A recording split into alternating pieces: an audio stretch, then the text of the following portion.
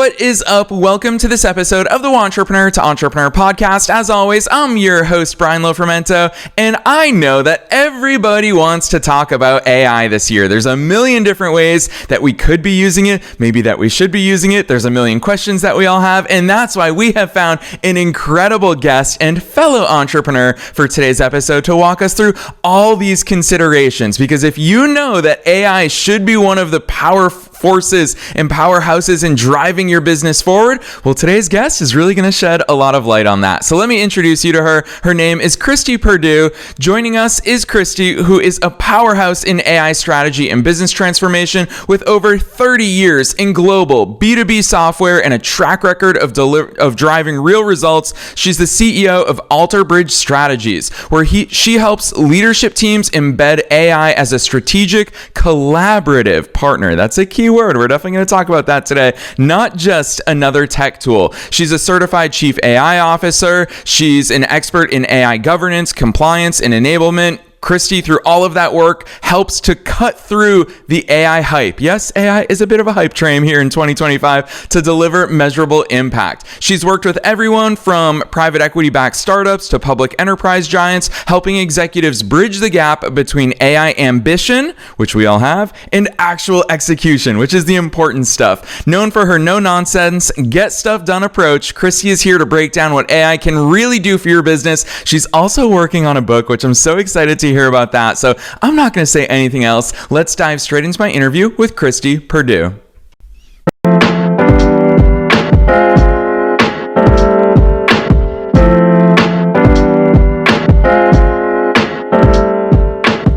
All right, Kristi, I am so very excited that you're here with us today. First things first, welcome to the show.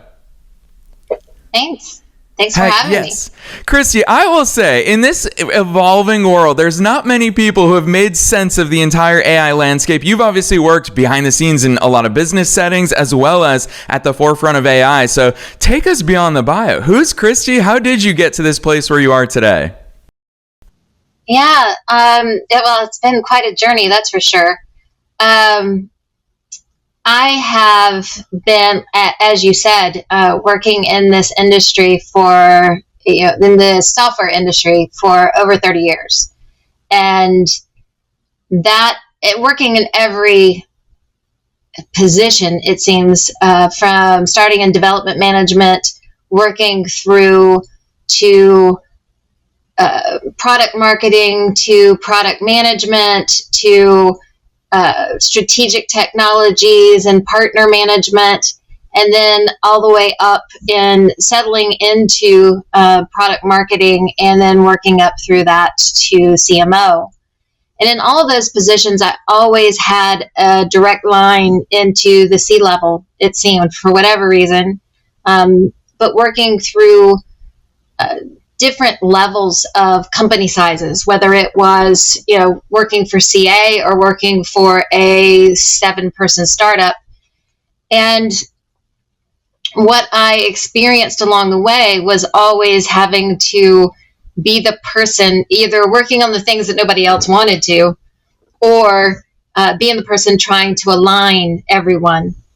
And that, along with getting introduced to AI, probably around 2010, when I was working for a company called Autonomy. And that, I was always kind of the geeky, I always loved the technology. It always got me all excited as far as impassioned about what I was doing with my job. So I really loved the technology there. And once I continued moving on and was working on information governance at that time. And then I got reintroduced when it came to working at a few more companies this past, probably I would say 7 to 8 years or so, for a couple other AI technology companies that weren't working on Gen AI by any means, but they were working on IT solutions for risk modeling, for risk detection, for anomaly detection, more AI ops, you might say. but really using machine learning in various different ways. So when Gen AI came out, I was very excited because it actually, as a CMO or a marketing leader, gave me a way, just like with Mini, it was accessible. I could get my hands on it. I could start really trying to see what I could do with it, versus it being always the data scientists and them talking about how they could use it. So it took me maybe a couple weeks of playing with it to really start realizing the power, and really start also realizing that my worlds were kind of colliding of what I had been doing for many, many years before with information management, information governance, privacy, data governance, and the release of Gen AI, and what those two worlds were going to mean. And my head immediately started spinning of saying, okay, I'm actually going to see it in my lifetime. I'm going to see where companies are going to have to really, I'll say, belly up to the bar and care about what they are doing with their data, whether they're being compliant and not just do enough to make a check on a box. So, and that's what led me to that, and a couple other, I would say, kicks in the butt from health reasons that made me decide to go the entrepreneur route of, which has always been in me, but the route to go and do this on my own. Yeah, I love that overview, Kristi, especially because, I mean, you said those words that I've also been thinking it. I was a little bit too young to really miss that earliest internet wave, and that completely changed the world. But here we are in 2025, and it's undoubtable. AI is already changing the world, and that is the next revolution. And so I think we're at this really interesting moment in time where everybody's aware of the power of AI, and especially the powers to come from AI. But what I really love about your business is you so openly acknowledge the fact that CEOs everywhere recognize it, but don't yet have that clarity on what to do with it and what to do about it. Talk to us about that chasm right now. Where is that gap in people understanding it's a thing, and how the heck do we make sense of it? Well, I think there's a lot of confusion in the market, and it's not even just that there's a lot of hype. And there's a lot of that's coming from the media. It's coming from vendors. It's coming in all different directions. But it's just not another tool. It's, I'll use Copilot as an example. Microsoft releases another product. Great. Let's roll it out. It didn't end up the same way. A lot of Copilot implementations are sitting in stall mode right now. Many have rolled out, but the fact is that AI isn't just a tool. It's a whole new way of doing business. It's a whole different technology that should make every C-level CEO owner step back and rethink how they want to do business because of what it enables. And I think for many, number one, it scares them of what does this mean? And if I don't have full understanding, I don't want to yet make some of those decisions. And they're so busy already. How can I take this on? I'm just going to throw it to IT. It's an IT thing. It's a technology. It's a tool. They'll figure it out. But it takes more than IT to do this, because this is the ultimate people process technology. This is a people thing down to the core. It is fear. It's I want to say rejection is probably not the right word, but people want to run away from it more than they want to embrace it until they understand it. When they understand it, it's going to be you can't deal without it. You fall in love. You want to do more with AI, but you have to understand how to communicate around it. You have to understand how your employees are going to react. There's a lot of fear around job loss. What does this mean to me? Communication is going to be huge. That's not IT's job typically. So there's a misconception there that this is just another IT tool or another tool in general. It's also, we understand the tech side, but then the process side, AI is also one of those things that it's an enabler. It's you throw AI at a good process, it's going to make it sing. You throw AI at a process that's already bad, it's going to keep it bad. This is the time that you have to re-engineer your processes. You have to really look at them and go through the process mining to understand where the bottlenecks are, to understand where things break down, and look at them and say, okay, how should this work? That's where AI can come in and then even enhance it further. And sometimes AI is not even the answer. Sometimes it's just automation. Good old automation has nothing to do with AI. Those are big things. So it's not just about rolling out a technology or an upgrade or a new version of Microsoft Word. It's bigger than just one of those, everyday tasks that you roll out. It's a strategic initiative that C-levels, owners, etc., need to give its due when planning to roll out AI.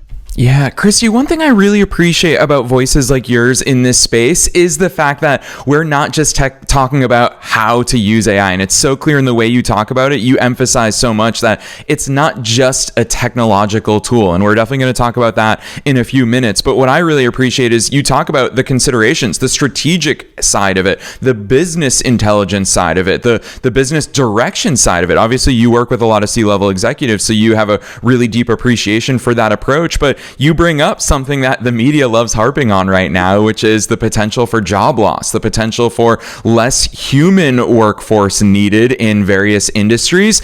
Is that something, from your perspective, working with these C-level executives, is that something that we set from the top and we're the ones that dictate, no, this is going to be something that adds on to what we're able to do, kind of like how you talked about good processes are actually further enhanced through the use of AI. Is this something that is an obligation of the C-level executives? Is that a directive that comes from the top? How the heck do we navigate these waters? Because you're right, these are huge real world matters and implications. Yeah, absolutely. I think it is a responsibility of the C-level. And, there's the people that you let go out the door are the exact people and the expertise that you need to re-engineer the processes. They're the ones that do the daily work. They're the ones that understand it. They're the ones that have the expertise and the knowledge that needs to partner with AI in order to get the rewards that you're trying to get out of AI, the things that you want to leverage, the game-changing results that you're looking for. AI isn't built to just take over. And I think there's a misconception there. I think a lot of the companies that have unfortunately laid off a lot of, thousands of people because they're bringing in AI, will regrettably I'm trying to think of the right word, regret that because they've let all of their expertise go out the door. That is needed to train AI, it's needed to work with AI, it's needed to process mine and redo the processes that are necessary. I think that decision is absolutely a responsibility of the C-level at the top. It's a strategic decision, and it is a responsibility to communicate that transparently to your employees of what you plan on doing. Now, sure, some roles are going to change. I mean, they are. And it's your responsibility to be honest about that and talk about how you're going to either provide upskilling or a job transition. But you need to make that decision. And to me, this is a human in the loop is always necessary. You need to provide AI guidance because it's never going to be 100% absolute and right, at least right now, at least in the near future. It's not going to be a replacement. And those that made that early decision to lay off people, there's very few use cases that I know of that would be the right decision. Yeah, for sure. I think we even see it as consumers. So many companies think, ooh, AI customer support agents. But of course, none of us really enjoy those. I've seen Amazon maybe is one of the companies that's doing it in a somewhat decent way where they can just issue an automatic refund for all those products that we don't enjoy that we buy. But there's very few instances where it is so clear and dry. And I think that human element is so important, which is why I appreciate your approach so much. And that's why I want to talk about that important distinction that you consistently make in the way that your business communicates this stuff to the world and the way that you communicate it. And that is a collaborative partner versus a tool, a mere tech tool. Because Kristi, I will say, as the host of this show, I interact with a lot of entrepreneurs, and too many people just view AI as, I'm going to prompt it. I'm just going to tell it, give me social media content, create blog content, do these things for me. That's not a collaborative partner. That is just prompting a tool to spit something out in return to us. Talk to us about that distinction you make, collaborative partner versus that tech tool. Yeah, it's interesting because most people see AI as a tactical way to gain tactical, for tactical efficiencies. Let's put it that way. They use it as a pseudo intern, let's say, and it's exactly the way that you put it. They use it to help for social media, to help me write this email. And okay, that's fine. It has its purpose there, and by all means, use it that way if you want to. You're leaving so much on the table. The real game-changing aspects of Gen AI, and that's what we're talking about here, is really understanding how to communicate with it. And it does come down to prompting, but it comes down to different techniques to use when you're prompting. And when I say, make it a strategic collaborative partner, this comes down to, okay, instead of thinking of it as an intern, let me challenge you to think of it as an executive coach. How does that change your mindset and the type of discussions or prompting sessions that you might have with it? It should change immediately start going, okay, so that means I should be able to talk to it about strategy. That means I should be able to talk to it about marketing plans. That means I should be able to talk to it about how do I fix this big problem that I have if I'm talking to it as an executive coach. But then how do I do that? And that's where these other techniques come in. And that's where the importance of actually learning the techniques and getting them down comes in. There are techniques such as role playing, which people talk about, but actually learning how to really do it. Persona building, which isn't, hey, act as a marketing copywriter. That's not what I'm talking about. I'm talking about building out personas of your actual board members so that you can actually run things by a pseudo of your board so that you're prepared, or build a persona of one of your biggest clients so that you can role play with your client before you actually go work with your actual client. Having ChatGPT interview you, and there's a technique to doing that, to extract your knowledge out. There's a thing as far as bringing,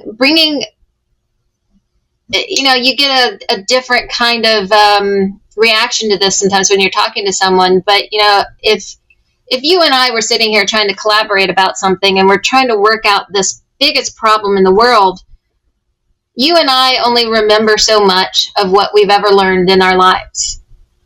Why would we not want to invite this third entity into the room that has 100% recall on the world's knowledge of what it's been trained on? So whether that is using ChatGPT that's been trained on all the internet and 200 million books or whatever the number really is, or whether it's your own LLM in your own company that's been trained on everything your company's ever done, why would you not want that to offer its information? Now, it's still up to you to make the decision.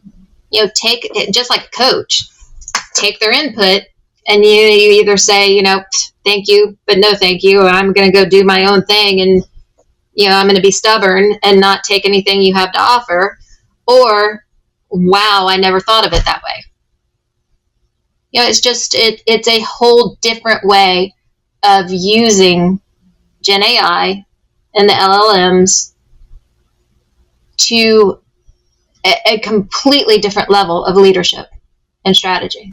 Kristi, I will tell you this, as someone who talks to entrepreneurs for a living, these are completely new things. And I give you huge credit, because it's hard to say new things in the world of AI because there is so much noise and everybody's saying something about AI these days. But first of all, I love that intern analogy that you used. And then secondly, you're talking about some high level applications of AI. I've never heard anybody say, let's build personas of actual board members so that before you actually speak to them, you've already essentially role played with them, something that can really deeply understand them, which from my perspective, I'm thinking, holy cow, I've got transcripts from so many meetings that I have internally with my team. We could start building all of these things out. So I love hearing that. Now, we have the great pleasure of learning from you in today's episode and conversation, which I'm super appreciative of. But even more than that, I want to talk about your role, because I think the way that you operate with your business is so fascinating, because business owners, we all get it. Everyone who's listening gets it. We're busy with the 1,000,010 things that we all have to focus on a day-to-day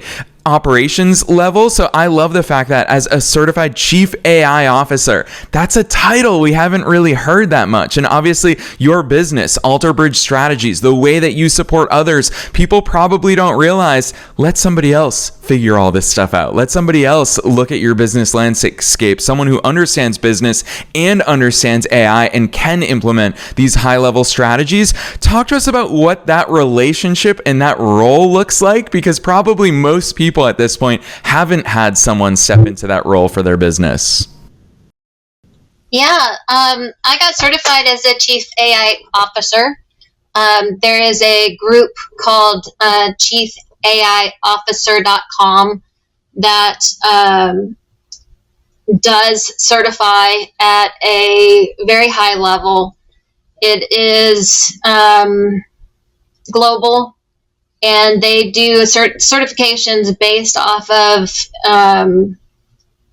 taking former executives or current executives.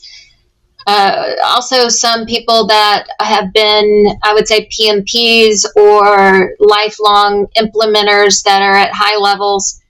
But you have to you don't just sign up. You have to kind of pass a certain level of expectation to then go through the certification process, which is pretty extensive. Do a capstone, and then go through a panel interview process before certification is applied. But they certify you on not just what AI is, but on approaching it strategically and how to implement for a client based off of that. So it's very different than getting a $300 training on LinkedIn or something like that. It's a $10,000 program, at least I think right now it's still $10,000. But it prepares you basically, and then we have continued. I'm actually a fellow at CIIO. I'm also faculty there because I still train and on AI governance. But it prepares you in order to help clients. Some go in and they go and find jobs to be a full-time CAIO, whatever title you want to put onto it. I call myself an AI strategist because I focus on the strategy and the C-level and the alignment. That's my passion. Others really love the implementation side and they throw themselves into that, and others really may focus all on training. That may be something that they really get into. Some go out and start their own business, which is what I did, and those that do that operate as, I would say, more as in a fractional role. Or a consultant, whatever you want to call it, but it's more the fractional. Some of us can take up to 2-year long gigs as a fractional, or just act as more of a consultant going in. And that's what I've been doing. Is I've been going in and helping companies understand, kind of as I explained earlier, I think, understanding what AI is. I think this speaks to where the market is right now, helping everybody understand what AI is, what it can and can't do, helping the C-levels kind of align, introducing them to maybe the strategic communication that I just talked about, because that's kind of a aha moment for many. And I do that on purpose to make sure that the C-level is engaged and that they understand what's possible, so that we can then have the discussions about how does this change your strategy, your goals, and then let's talk about use cases and priorities. Because it's important if the C-level as a whole is not aligned, it's not going to work. If there's one that's still going, I don't think AI, we shouldn't be doing this, that's going to stand out in a department. It's not going to work. If you still have the person over CS going, no. So I want to make sure that everybody is aligned. And then we go through a whole bunch of assessments, because it's frankly, you got to make sure the data is right. You got to make sure that where they are with AI governance, you got to make sure that their plan and the use cases are aligned with their priorities. And we set up for, the priorities of the use cases. I run them through something we call FIRE that helps prioritize based off of their resources, their data, how ready they are, and what's easiest to do, and priorities based off of them. It kind of takes in all different data points to align the use cases, and we set up the first pilot, align and create the solution architecture for the first one, and then you start going through process mining on that first pilot, and then you bring in the implementation team, and we start going. Now I can do some implementation, but it's not my passion. I work with them and I help with the communication plans and the training and all that stuff. But it's making sure that the top understands that it's not going to be a quick fix. Getting that, once you set it up here, the rest of it's going to work. If you don't set it up here and get it right, the rest of it will be problematic. Yeah, Kristi, I'll tell you what, I always argue with people that I have the coolest job in the world, but I think yours might be right up there. So it's very cool. I love the fact that you have that passion and that you're helping so many businesses with that. And I always remind listeners at this point in the interview, not only are you a subject matter expert, but you are also one of us. You are a fellow entrepreneur. And so with that in mind, I always love putting guests on the spot here with this super broad question at the end of these interviews. And that is, what's your one best piece of advice? Knowing that you're being listened to by entrepreneurs and entrepreneurs at all different stages of their own growth journeys. As a fellow entrepreneur, what's that one piece of advice that you want to leave them with today? Just do it. Don't wait. The one thing that I had wanted to do this for a long time. And I'm one of those examples of it took. Yeah, I started out telling you that, the technology and everything hit all at the right time, and I had a couple health issues that kind of sent me over the edge.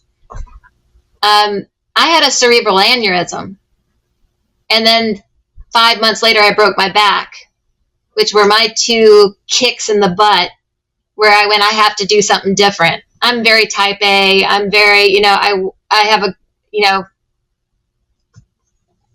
the way I work is, I'm kind of like a bulldozer. I just go and get stuff done, but I wasn't paying attention to how I was working and why I was working. I'd kind of lost my purpose, and I definitely have that back, but I apparently needed those two kicks in the butt to make me sit back and go, I need to take a step back and get my purpose back. So don't wait. If you're wanting to do something, just do it. It's not as scary as you think. If you have a passion, if you have something that you're passionate about and that you're wanting to do, just go out and grab it. Jump. Just jump. Yes, I Don't love wait that. for something to happen to you to make you do it. Heck yes, Kristi, that's why they say about us entrepreneurs. Entrepreneurs jump off the cliff and build the parachute on the way down. And I love that advice that you've given to our listeners, because you've done this yourself and you have spoken all of that like a true action taker, which is why I'm so excited to get my hands. I know that you're finalizing your first book. I'm super excited for that to launch. It's called Power Moves, the No BS Guide to Leading with AI. Lots of exciting things coming from you all throughout this year and beyond, Kristi. So for listeners who do want to follow along in your journey, drop those links on us. Where should listeners go from here? You can catch me on my website. You can easily go to www.alterbridge.com, alterbridgestrategies.com. It's exactly the way it sounds. So AlterBridge Strategies and then .com. Should have thought about that before I named the company, about how long it was going to be. But you can get me there or on my LinkedIn profile, and it's just Kristi Perdue. Yes, and listeners, you already know the drill. You don't have to go very far to find those links. They're down below in the show notes. You can click right on through. As Kristi said, though, super easy, alterbridgestrategies.com. We're also linking to her personal LinkedIn, so if you want to connect with her and continue the conversation, you see how much she genuinely loves this stuff. And I will tell you, as someone who's looked into the way that Kristi operates, all of her experiences leading up to this point, as much as she loves AI, she also understands and loves business as well. And it's that intersection that is so key for all of our businesses. So definitely check those links down below in the show notes. Otherwise, Kristi, on behalf of myself and all the listeners worldwide, thanks so much for coming on the show today. Great. Thank you.